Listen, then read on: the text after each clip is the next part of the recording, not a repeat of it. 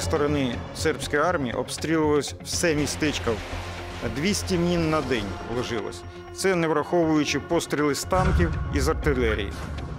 Базу накривали по чорному. Коли вже стало ясно, що Жепа упаде, тоді більшість людей зійшлися у центрі Жепи. Ми не вірили, не знали, чи зможе український батальйон нас захистити. Наші миротворці ціною ризику свого життя, вони намагалися захистити місцеве населення, вивести їх якимось чином з цього котла і врятувати їх життя.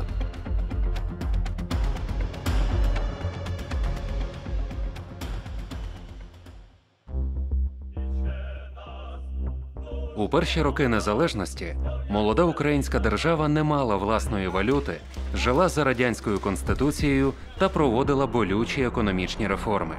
Однак жодні проблеми і виклики не завадили Україні вже у 1992 році долучитися до миротворчої діяльності під егідою Організації Об'єднаних Націй.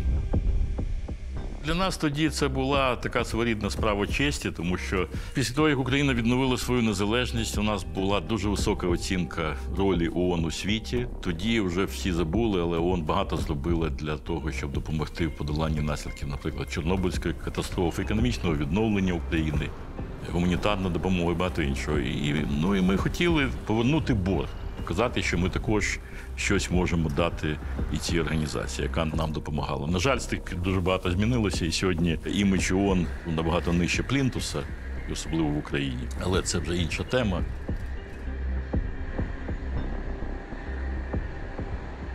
Ти завжди шукаєш сили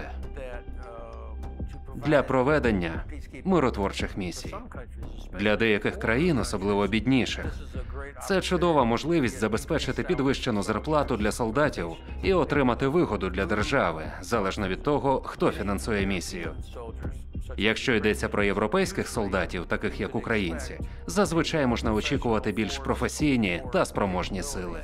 І саме тому є така досить серйозна конкуренція серед різних держав, які зацікавлені в своїй суб'єктності, щоб визначити свою роль і місце на світовій арені. Коли військові з'являються перше, і вони є першими, скажімо так, представниками держави в тій чи іншій країні. Від того, як вони себе поставлять, як вони організують взаємодію з місцевим населенням, залежить те, який шанс ми даємо нашій державі розвивати економічні взаємозв'язки з тою чи іншою країною. Багато людей, особливо з таких далеких країн, які мало знали про Україну, вони з певним здивуванням поставилися до розпаду колишнього Радянського Союзу, до виникнення нових держав, в тому числі України. І тому нам було дуже важливо якраз на початку 90-х показати, що ми дійсно незалежна держава, а не якийсь придаток до Росії чи когось іншого. Відразу після того, як Україна здобула незалежність від Радянського Союзу, було цілком звично, що колишні радянські республіки та країни Варшавського договору прагнули брати участь у міжнародних ініціативах, щоб продемонструвати свою орієнтацію на Захід.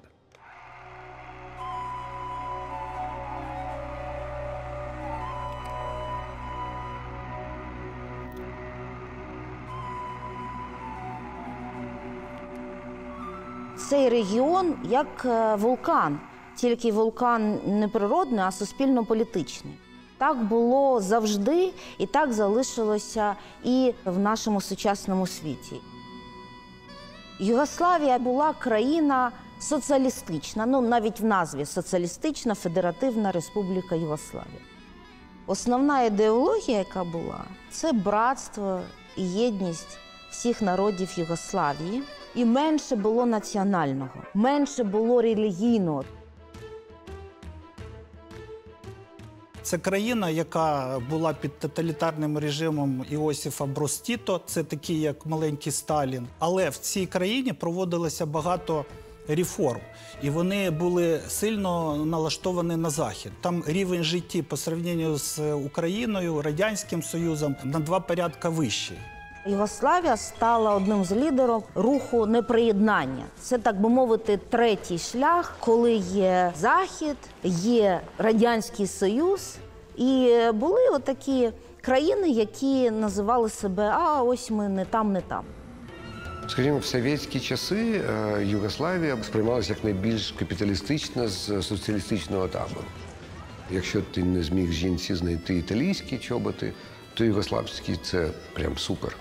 Там були джинси, там була рок-музика, було відчуття якоїсь волі, що звідти неслася. Вона виглядала як вау, от цивілізація, Європа. Після того, як Тіто помер, вони почали шукати різні колективні формати управління, але через те, що все ж таки конституція в них була більш-менш демократичною, то почалися вже центробіжні тенденції. Після його смерті Слободан Мілошевич, як лідер сербських комуністів, почав просувати ідею сербського лідерства на Балканах, на теренах колишньої Югославії. Власне кажучи, це спровокувало дуже багато конфліктів. Практично кожен конфлікт на території колишньої Югославії, він спровокований існуванням оцього запропонованого так званого сербського лідерства. Югославія була трохи схожа на Радянський Союз. Складалася з 6 республік. Першою, хто проголосив незалежність, стала Словенія. Ми стежили за подіями у Словенії по телевізору, потім за тим, що відбувалося у Хорватії. Майже цілий рік усе це розгорталося поруч із нами – Словенія, Хорватія. А потім, десь на початку 1992-го, навіть мені, підлітку, 14-15 років, стало зрозуміло – нас теж це чекає. Боснія була єдиною республікою, де не було однозначного домінування якоїсь окремої нації. Йдеться про сербів православних, хорватів, католиків і боснійців, мусульман. І от ця республіка входить в цю епоху турбулентності, коли розпадається Югославія. І тоді була висунута ідея, так звана Лісабонська угода Котільєра, португальський політик її запропонував. Він вийшов з ідеї, яка була підтримана міжнародною спільнотою, провести кордони всередині Боснії і Герцеговини, розділивши республіку на автономні такі області. Коли серби, хорвати і боснійці побачили цю карту, серби вирішили, ми будемо відділятися і приєднатися до Сербії. Хорвати подумали, нарешті ми зможемо розвивати свою тут автономну область. А боснійці вирішили утримувати всіх в рамках однієї країни, нехай це буде навіть конфедерація, але все ж таки єдина країна Боснія і Герцеговина. І все повалилося в тартарари.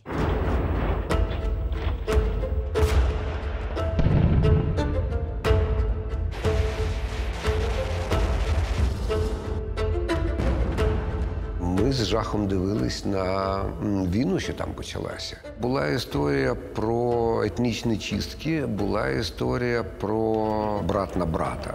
Бо ми знали, що сербсько-хорватська мова, вона писалась через дефіс. І тут серби ріжуть хорватів. Це було дивно, це було дико. Відразу питання, коли почалася війна в Боснії і Герцеговині? Кожна сторона має свою дату початку війни. Хорвати вважають, що коли почався напад сербських і чорногорських сил на Дубровник, тоді якраз частина нападу йшла з Боснії і Герцеговини. Серби вважають початком війни епізод, коли в Сараєво були розстріляні боснійцями гості на сербській свадьбі. А боснійці вважають початком війни момент, коли сербські сили взяли Сараєво в облогу. Хорвати вважають 1 жовтня 91-го року, а боснійці і серби – це вже весна 92-го. Ми завжди намагалися порівнювати себе з Балканами. Як вони стали незалежними державами, приблизно такий же процес розгортався на території колишнього Радянського Союзу. І ми краще розуміли, що і як там відбувається. Саме тому, я думаю, і у секретаря ООН був великий інтерес залучити саме українців. Це був переходний період, коли ще армія не розвалилася. Підготовка особового складу солдат-офіцерів проводилась на 100%. Були проведені заняття на базі сухопутних військ з офіцерами штабу сил НАТО і миротворчих сил. Звісно, у перші роки після того, як Україна здобула незалежність, з мого досвіду, українські молоді солдати були добре фізично підготовленими, витривалими та розумними.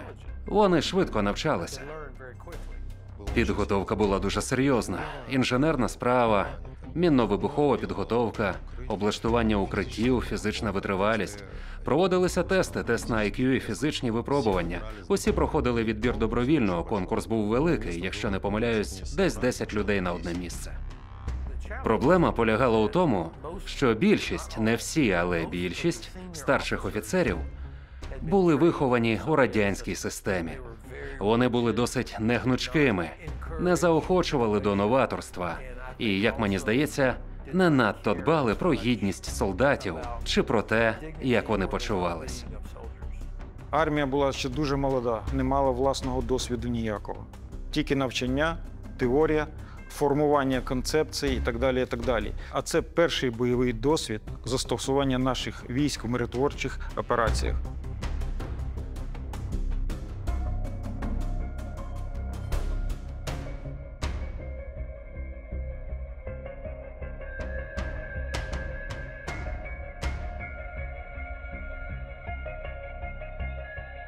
Перший контингент українських миротворців висадився на Балканах 15 липня 1992 року.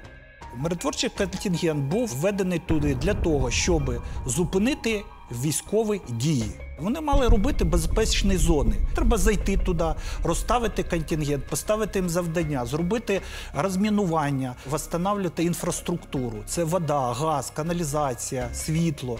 Цього всього не було, бо все було розрушено. Завдання – це супровід гуманітарних конвоїв, обмін тілами загиблих і пораненими, контроль за переданою зброєю, розблокування міст.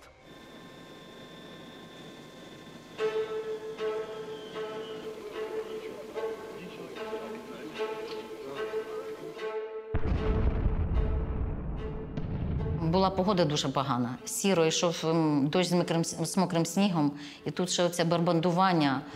Всі кричать, кудись біжать, багато військових. Нас з самоліта вивели і нам сказали бігти.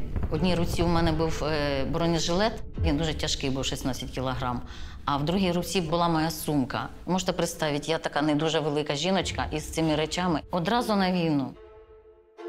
Дівчата, ви прилетіли на війну, вам не страшно? Нет, не страшно. Мы знали, куда мы летели.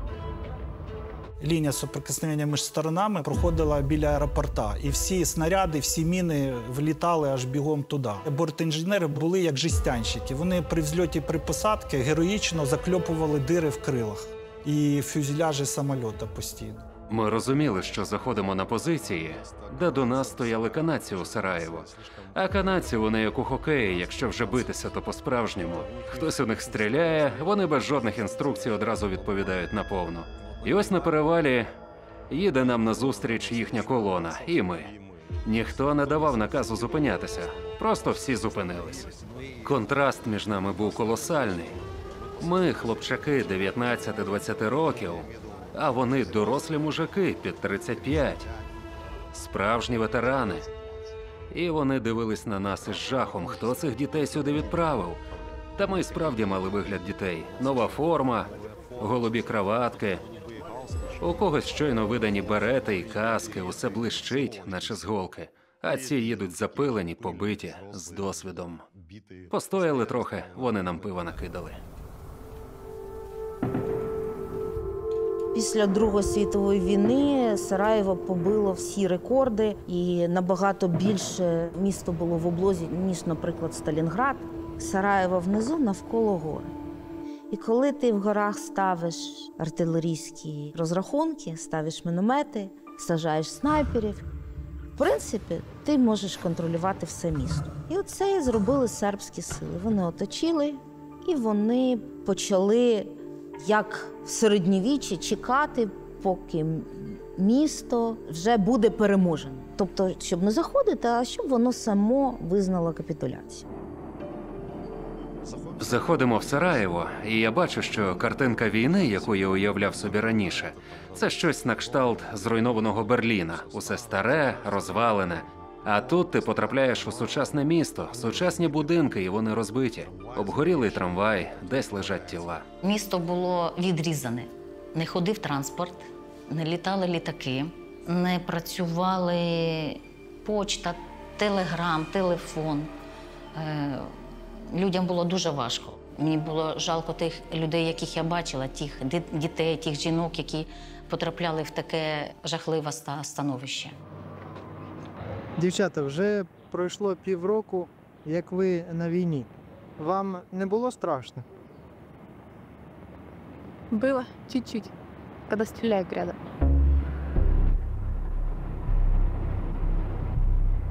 Я туди потрапив фотографом. Побите місто, БТРи їздять. Ну, оце така картина, от прямо я зараз її бачу, цю картину. Контейнери стоять, і люди починають перебігати. Нам не зовсім зрозуміло. І потім кажуть, це якраз те місце, яке прострілюється згори. Контейнери спеціально стоять для того, щоб не потрапити. Вона називається Снайперштрасе або Снайпер-авеню.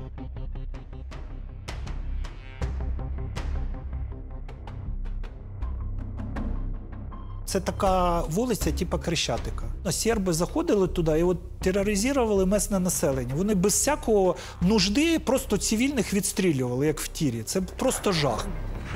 Спеціально стріляють в коліно, щоб ногу ампутували, або в бідро. І люди погибали, ми їх і вивозили звідти, і то. Воно теж важко. І коли твої побратими погибають теж, у нас же теж втрати були. Дуже часто попадала по нашим антиснайперській місії, по нашим військовослужбовцям ООН. Важка військова робота, яка на грані зриву такого. Українські миротворці, вони були нам дуже раді, тому що вони хотіли, щоб про них знали більше в Україні. Тому що така була тема: миротворці, поїхали гроші заробляти, вони там гуляють, там долари. Насправді, це їх могли вбити.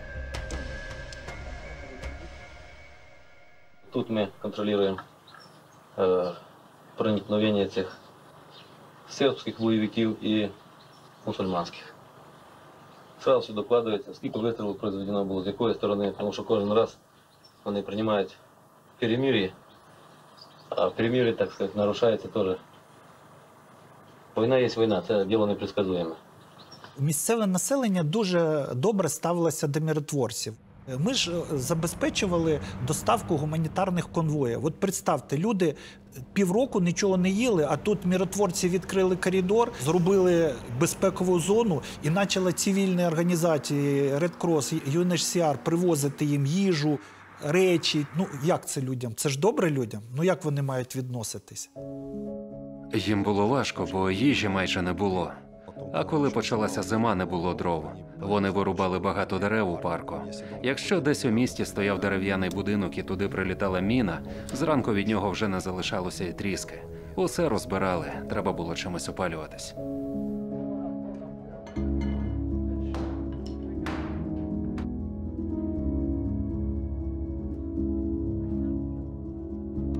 Приходили діти, і наші військовики віддавали їм постійно їжу. Потім ці діти приходили з казанками, з якимись термосами, їм наливали їжу, їм давали кашу. Це було так дуже їх шкода.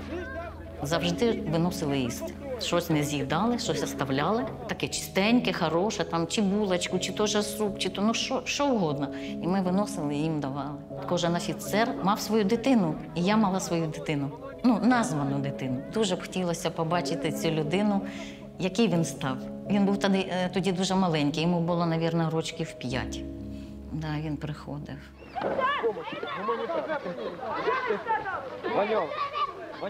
Ванек делит. Ванек самый главный. Ваня самый главный делитель. Самый главный. Зараз погедете туда наперед. Погедете там все. Ты так настаиваешь, знаешь. А малый, как зовут малый? Как тебя зовут? Михат, а тебе? Але? А его? Але? А тебя? Михат.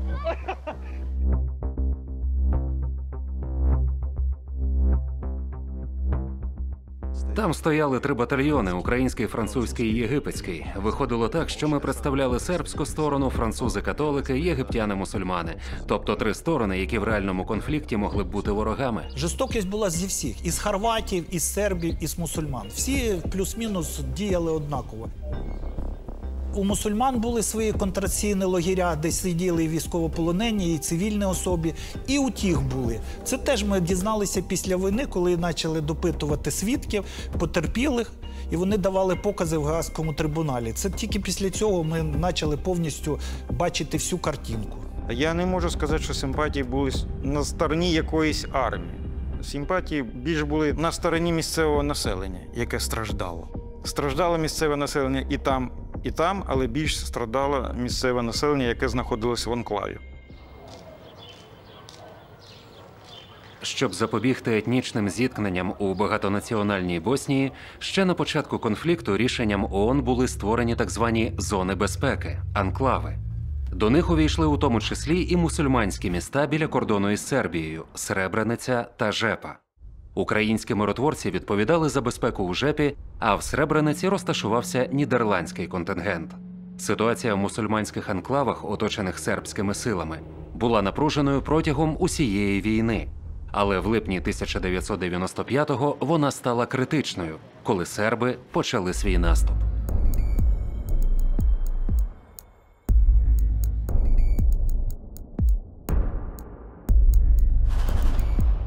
Вони почали захватувати цю територію, використовували 120-ті міномети, ковровими бомбардировками шурували з градів. І коли зайшли туди, решту населення просто знищили і закопали в братських могилах.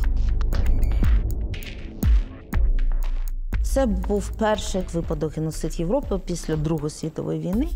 І масштаб цього злочину дійсно вражає, вжахаєшся просто, що було вбито 8 тисяч беззбройних людей. Всіх чоловіків, від підлітків до старих людей. Тому що коли серби зайшли в Сребреницю, вони сприймали всіх чоловіків як потенційних або імовірних солдат боснійської армії. І вони вирішили просто з ними розправитися, тому що залишати в живих – це означає залишати мобілізаційний ресурс ворожої армії. І просто вбили. В цей час в Сребрениці знаходилась голландська рота одна. І вона була неспроможна зупинити такий навал танків, артилерії, мінометів. Після війни, за те, що голландці не до кінця виконали свої обов'язки, правительство Голландії і судова система відкрила кримінальну справу. Там навіть були вироки по цьому питанню. Сребрениця – це модель. Ідеальний приклад того, що може піти не так. Якщо у тебе немає чіткої місії, якщо у тебе немає чіткої ланки командування, і якщо у тебе немає належних правил застосування сили. У них не було чіткої місії. У них не було правил, що дозволяли б використовувати силу. І тому вони сиділи поза містом, поки всіх тих людей вбивали. Навіть деяких солдатів. У них забрали берці, їх приковували наручниками до стовпа, бо серби не поважали їх. Вони знали, що ці миротворці не будуть стріляти. І якщо місія не чітка, тоді командири не ризикуватимуть життям своїх солдатів, бо вони, ймовірно, також не були упевнені, що політичне керівництво їх захистить.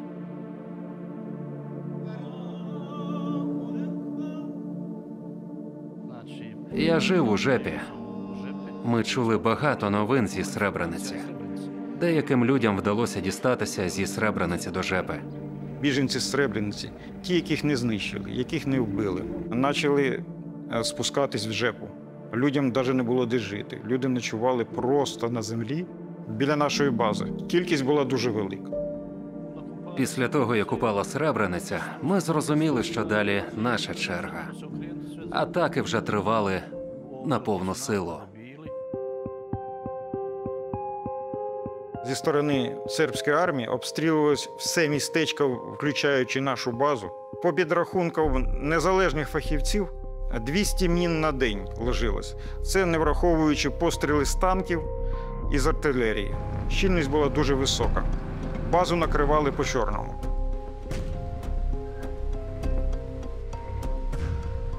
Коли вже стало зрозуміло, що Жепа невдовзі впаде, більшість людей зібралися у центрі.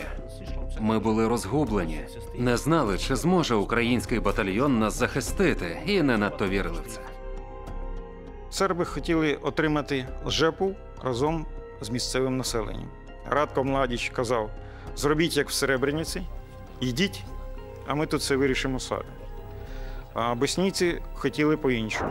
А Оде Младіч, полковник, хотів, щоб ми дали своїх солдат, щоб поставити їх перед окопами мусульман, щоб серби не стріляли по них. Але це було неможливо. Тобто втримати анклав на той час з тактичної точки зору було неможливо зовсім. Співвідношення військової сили нашої роти і сербської армії було більше, ніж в 5 разів. По техніці, по озброєнню, по людям. Скільки українських миротворців було в Жепі? 79 військовослужбовців. Компромісне рішення прийшлось приймати полковнику Верхогляду, коли він прибув на проведення переговорів. Було прийнято рішення про евакуацію населення. І стояло питання через сербську територію вивезти всіх біженців. Населення мало евакуюватися, мала була зроблена колона з автобусів, мали сісти туди і виїжджати звідти. І серби сказали, що ми не дамо ні одному автобусу, ми всіх вб'ємо, хай залишається.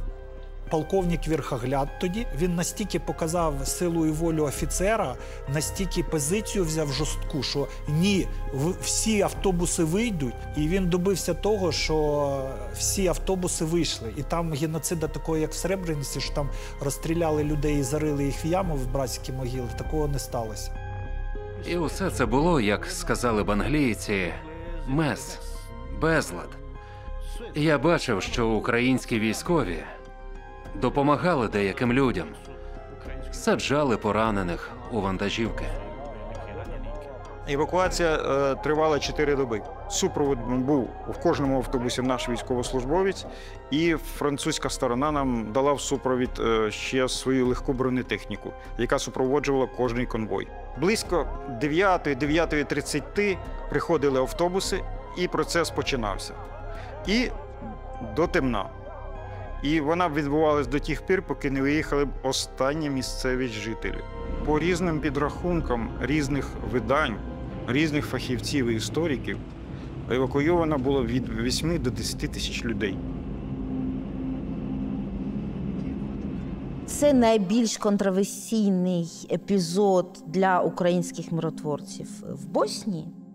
В Україні і самі учасники, наші миротворці, і абсолютно все суспільство сприймали дії наших військових як подвиг, перемогу, захист людей, як неймовірну людяність. І за це, звісно ж, боснійці мають їм дякувати. Але є ж проблема життів і територій. Тобто, якщо ти відступаєш з території, твоє життя залишається. Але чи це є перемога? Чи це є досягнення? Це дійсно досягнення, якщо порівняти з сусідньою Сребреницею, де голландці взагалі не стали ні в що втручатися і 8 тисяч чоловіків вбили. А ось наші люди домовлялися з сербами для того, щоб не вбивали людей. Але боснійці все ж таки кажуть, краще б вони нам дали зброю, краще б вони захистили там, а не перевозили. В їхніх глазах була, знаєте, туга і жах. А якийсь супротив, якесь небажання, якісь вислови – нічого не було. Я там знаходився, поки не виїхала остання людина.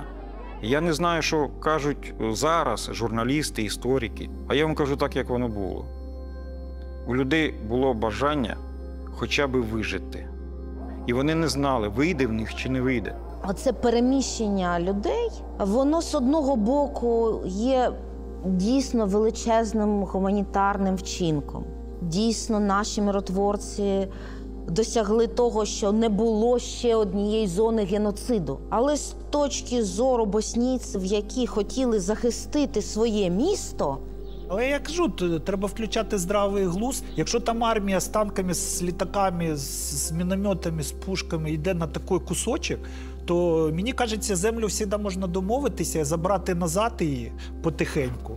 Якщо не буде людей, от вбили би там знов 5 тисяч би вбили людей. І кому ця земля нужна? Хто там буде на цю землю повертатися?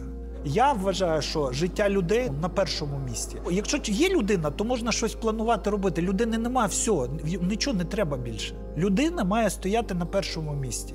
В Жепі і в Сребрениці це було практично в один і той же час. Ті ж самі нідерландські миротворці, вони просто залишили свої позиції і пішли. В той час, як наші миротворці, фактично ціною ризику свого життя, вони намагалися захистити місцеве населення, тих біженців, вивести їх якимось чином з цього котла. Це було дуже високо оцінено і керівництвом ООН, і багатьма іншими країнами. Але ви знаєте, з часом це якось забулося. От я вважаю, скажімо, що після цього, хоча б треба було нагородити чи відзначити якось наших, принаймні, командирів, офіцерів, які приймали ці рішення з ризиком. Було нагороджено 2 особи. Одна висока посадова особа, яка навіть не покидала межі Києва, і полковник Верхогляд. І, на жаль, він був нагороджений тільки посмертно. Рупорт Сміт, командуючий військами, силами ООН в Сараєво, писав листа українському президенту. На жаль, все залишилося без відповіді. Після подій у Сребрениці і Жепі світова спільнота змусила сербів, хорватів та боснійців припинити війну, яка за різними підрахунками забрала життя більше 100 тисяч людей. В результаті мирної угоди, підписаної наприкінці 1995 року, було створено федеративну державу Боснія і Герцеговина, у Конституції якої зафіксовано розподіл влади між 3 народами. Українські миротворці перебували у Боснії до 1999 року. Та напруга на території колишньої Югославії не зникла. Слободан Мілошевич прагнув сербського лідерства та продовжував агресивну політику проти сусідів. Після врегулювання конфлікту у Боснії ситуація загострилася у Косово, автономному регіоні Сербії, більшість населення якого складали албанці. Друга половина 90-х років на Балканах показала, на що здатний шовіністичний напівфашистський режим, який не знає, що таке людська гідність, не поважає людські права і для кого цінність людського життя є мізером. Я маю на увазі режим Мілошевича. Слободан Мілошевич скасував автономію Косова. Це був такий дуже болісний момент для косоварів. І потроху розпочався цей конфлікт. Він мав характер етнічних чисток і з боку сербів, і частково з боку албанців, насправді. Косовари змогли сформувати доволі таки боєздатну силу УЧК, армію звільнення Косова, достатньо добре озброєну, як для партизанської війни. НАТО, вивчивши уроки Боснії, вивчивши уроки Сребрениці, десятків інших локацій, про які майже не говорять, але вони мали місце, зрозуміло, що якщо воно зараз нічого не зробить, то біда цього конфлікту буде дуже великою. Тому що тут же під загрозою цього конфлікту було не тільки Косово. Маховик війни розкручувався і призводив до озброєння і збільшення напруження в самій Албанії. Маховик війни розкручувався і становив загрозу вже для Македонії, або Північної Македонії, як вона зараз називається. Не можна сказати, що в Косово була така повномасштабна війна, як була в Боснії, коли йшлося про армії, з артилерією, з танками. Конфлікт нібито меншого масштабу, але не менш жорсткий. Ви знаєте, коли мене питають, хто винний в цій трагедії, я не можу сказати, що винні тільки серби. Той рівень військових злочинів, який ми спостерігали там, він був притаманний обом сторонам. Не можна назвати сербів кривавими деспотами, а албанців, наприклад, білими і пухнастими. Війна, на жаль, така жорстока штука, коли вбивають обидві сторони. І, до речі, обидві сторони вбивають заради якихось високих ідеалів. Сербська пропаганда активно переконувала, що албанці нібито в Косово не є корінним народом. Вони прийшли до Косово, і їхня спільнота через великий рівень народжуваності стала більшістю. І, значить, от тепер нам треба, натякала сербська пропаганда, цих чужаків якось потіснити. Косово є ментально болючою територією Сербії. Земля, звідки пішла православна релігія для Сербії. Святе місце для кожного серба, і віддати його кому? Тим самим проклятим мусульманам, які захопили цю землю. Хай це будуть інші мусульмани, хай це будуть албанські мусульмани, але це мусульмани. Ми не можемо цього зробити. Тоді Захід, НАТО, американці, і не тільки, вони почали намагатися змусити сторони домовитися, підписати якусь мирну угоду, зупинити цей конфлікт. Лідери албанців на все погодилися, але Мілошевич відмовився. НАТО після надзвичайно тривалих і виснажливих переговорів, намагання примусити сербське керівництво дослухатися до рекомендацій цивілізованого світу було вимушено почати активні бойові дії проти військової інфраструктури сербської держави.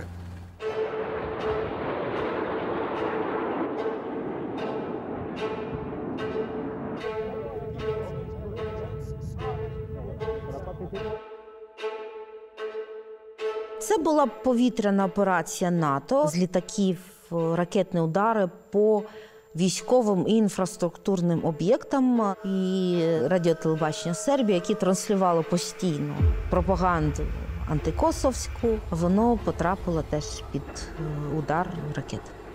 Коли серби зрозуміли, що вони нічого не можуть зробити, що послідовно буде знищено все, що має відношення до військової сили, тільки туди вони зупинилися. Таким чином, ми говоримо про гуманістичну операцію, яка була проведена силами НАТО задля примушення Сербії до відмови щодо використання засобів геноциду проти цілого краю. Війна в Косово припинилася. Далі почалися різні переговори, різні пропозиції почали лунати, як відносини Белграда і Приштини організувати, для того, щоб не було конфлікту, і далі можна було домовлятися про статус Косово. 10 червня 1999 року Рада безпеки ООН ухвалила резолюцію 1244. Згідно з нею, для управління регіоном було створено місію АНМІК, яка фактично взяла на себе функції місцевої влади, а за безпеку відповідали міжнародні сили KFOR – Kosovo Force. Водночас резолюція не давала чіткої відповіді щодо майбутнього статусу Косова.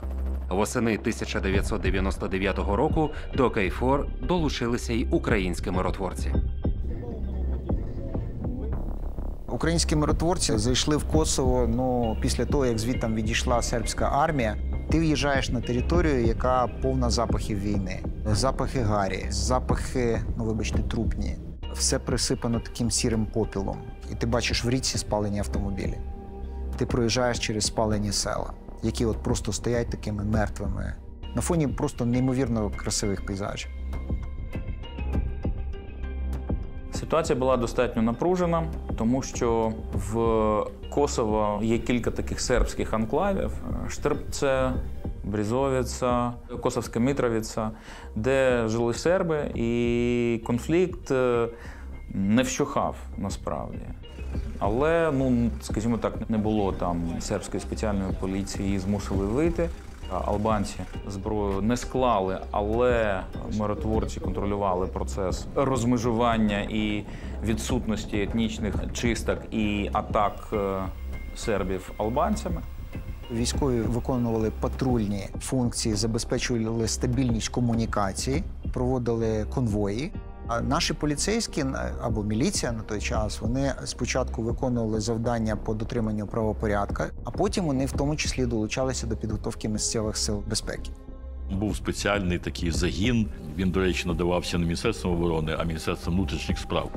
У нас в певні періоди було дуже багато поліцейських у складі місії ООН і спецпризначенців, які займалися патрулюванням, розмінуванням. Тобто це не чисто була військова операція, і саме цей підрозділ він створював такий своєрідний костяк участі України у Косово.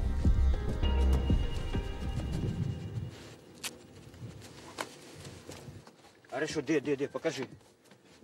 Молодец, хорошо, де? Де, покажи. Ай, молодец, умница, хорошо.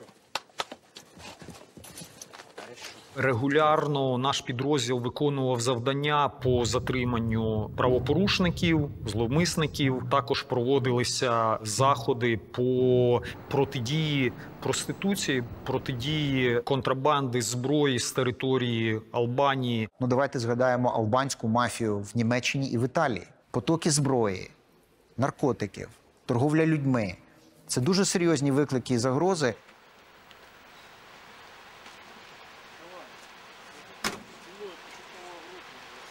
Номер 1 вот він знаходиться перед вами. Далі по правій стороні руща переходимо до об'єкта номер 3. Далі об'єкт номер 6, об'єкт номер 7. Місце збору, баскетбольна площадка населених пунктів. Все, що вони знайшли. Гранати, гранатомет, куча патронів.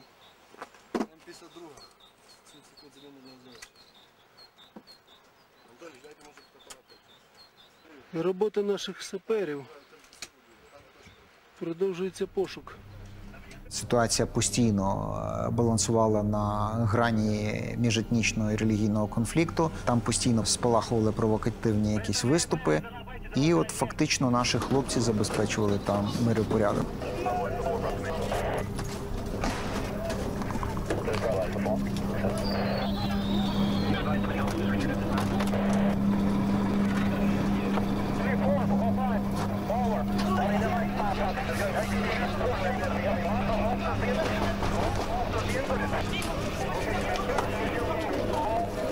Були масові заворушення з погромами та підпалами православних храмів, з нападами на сербські анклави.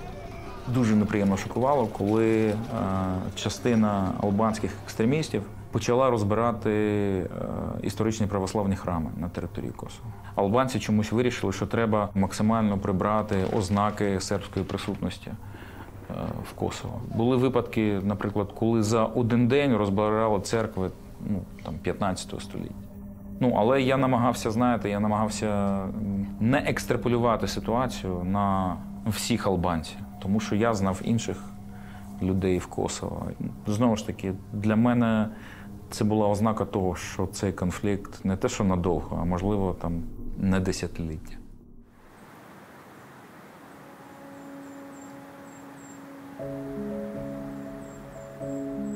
Що албанці, що серби доволі позитивно ставилися до нашої присутності. Різниця була, мабуть, тільки в тому, що сербська частина розуміла, що ми ближче до них з точки зору слав'янських традицій, православних традицій. Навіть я пам'ятаю, коли на пасхальні свята ми приїхали в сербський анклав і вирішили відвідати місцеву церкву, де проходило богослужіння. Звичайно, ми мали лишити зброю, з зброєю в храм заходити було не можна, але у поліцейській формі, коли ми зайшли в храм, і там були представники сербського населення, які святкували, вони з таким піднесенням і з захватом привітали нас, ми привітали з святом один одного.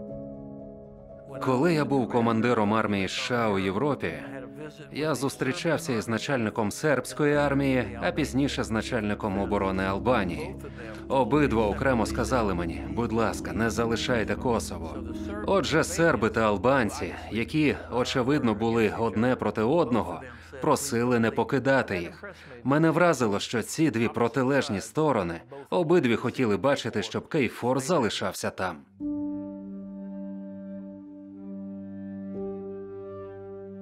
Хоч у Косово і перебував міжнародний миротворчий контингент, невизначений статус цієї території перетворював її на сіру зону Європи. У 2007 році в ООН був представлений новий план, один із пунктів якого передбачав надання Косову незалежності, але Белград відмовився його затвердити. 17 лютого 2008 року Косово в односторонньому порядку проголосило незалежність. Станом на сьогодні незалежність Косова визнали 115 із 192 країн-членів ООН. Сербія досі вважає Косово своєю територією. Україна не визнає незалежність Косова. А Росія часто виправдовує анексію українських територій саме косовським прецедентом. Я очень хорошо знаком, очень хорошо, лично читал все документы Международного суда ООН по ситуации в Косово. Прекрасно помню решение Международного суда, где написано, что при реализации права на самоопределение та или иная территория какого бы то ни было государства не обязана обращаться за разрешением на провозглашение своего суверенитета к центральным властям страны. Все это поддержали.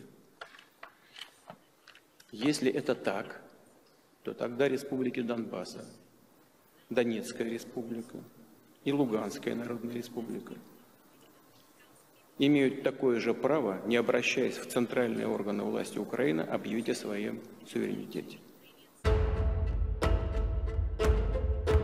Ми хочемо повернути анексовані території. Ми дотримуємося все ж таки розуміння Хельсінських угод 75-го року, які були укладені для того, щоб зафіксувати кордони, які склалися в Європі після Другої світової війни.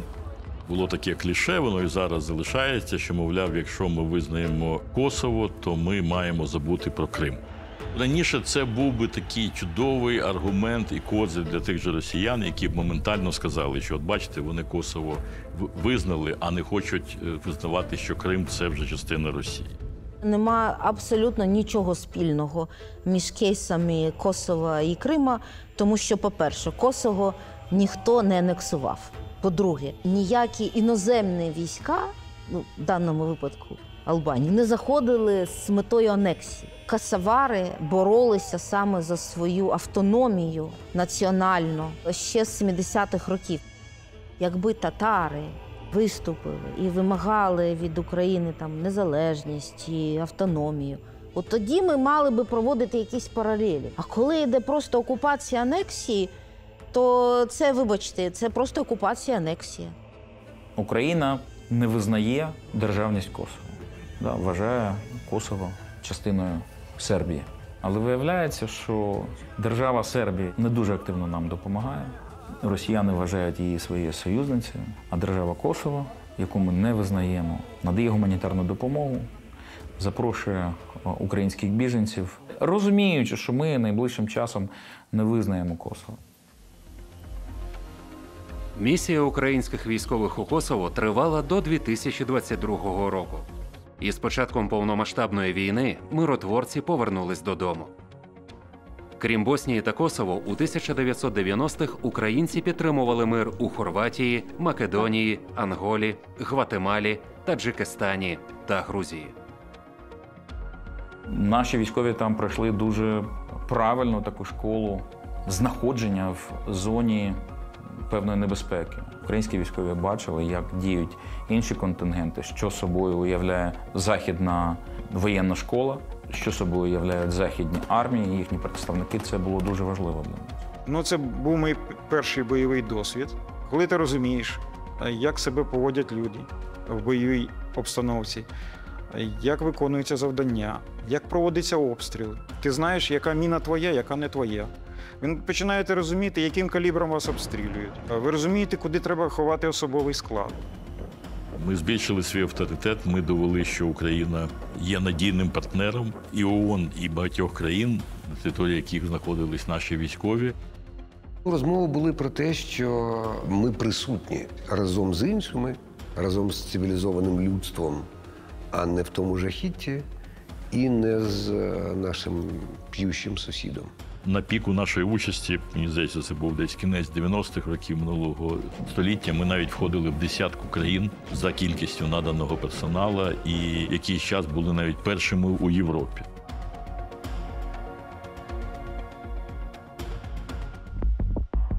Я була в Києві. Світило сонце, трамвай по Дегтярівській там зеленчав. А я по нашому військовому закритому зв'язку виходила на Ірак.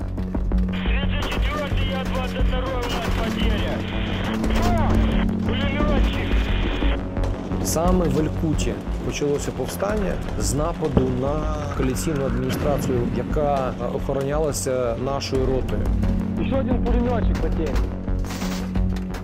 Українська армія в той день зрозуміла, що вона армія, зрозуміла, що до війни треба бути готовим.